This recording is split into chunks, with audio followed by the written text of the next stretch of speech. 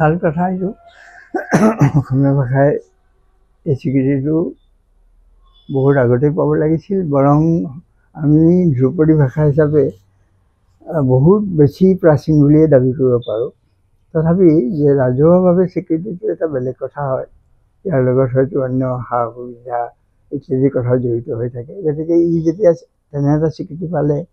তেতিয়া স্বাভাৱিকতেই তাৰ লগত আনুষংগিক যিবিলাক সা সুবিধাবিলাক আমি পাম আৰু সেইখিনি যাতে আমি জাতি হিচাপে ভাষাৰ স্বাৰ্থত গ্ৰহণ কৰোঁ সেই আবেদন মই সকলোৰ প্ৰতি আগবঢ়াইছোঁ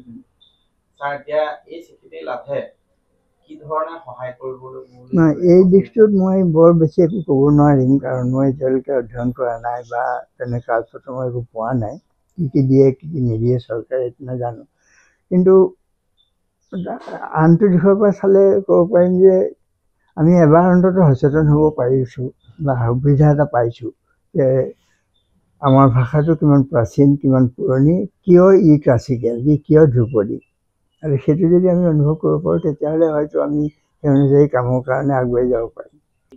আমাৰ এটা ধাৰণাৰ ভুল এটা হৈ যায় সাধাৰণতে আমি অসমীয়া ভাষাটো আগবাঢ়িছে বিশ্বৰ পটভূমিত ইয়াৰ এটা স্বীকৃতি পাইছে এনেকুৱা ধৰণৰ কথাবিলাক আমি সাধাৰণতে সাহিত্য গুণী জ্ঞানী যিসকল লোক তেওঁলোকৰ কামৰ ওপৰতে নিৰ্ভৰ কৰি কওঁ কিন্তু ভাষা এটা জীয়াই থাকে প্ৰকৃততে জনসাধাৰণৰ মাজত একেবাৰে যিসকল খাতি খোৱা মানুহ যিসকলে হয়তো সাহিত্যৰ বিষয়ে বিশেষ একো নাজানেও তেওঁলোকৰ মাজতেই ভাষাটো জীয়াই থাকে আৰু সেইকাৰণে আমি সামূহিকভাৱে সকলোকে সামৰি লৈ ভাষাৰ উন্নতিৰ কাৰণে চেষ্টা কৰা ভাল আপুনিও ভুগিছে নেকি গেছৰ সমস্যাত গেছ আৰু লিভাৰ ৰিলেটেড সকলো সমস্যাৰ একমাত্ৰ সমাধান গেষ্ট্ৰচিটি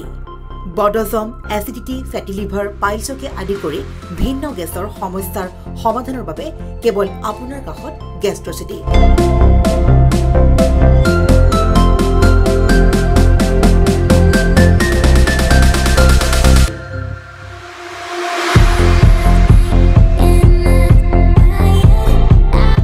ভিজিট কৰক গেষ্ট্ৰচিটি গুৱাহাটী হাতীগাঁও চাৰিআলি যোগাযোগ নম্বৰ 7577999909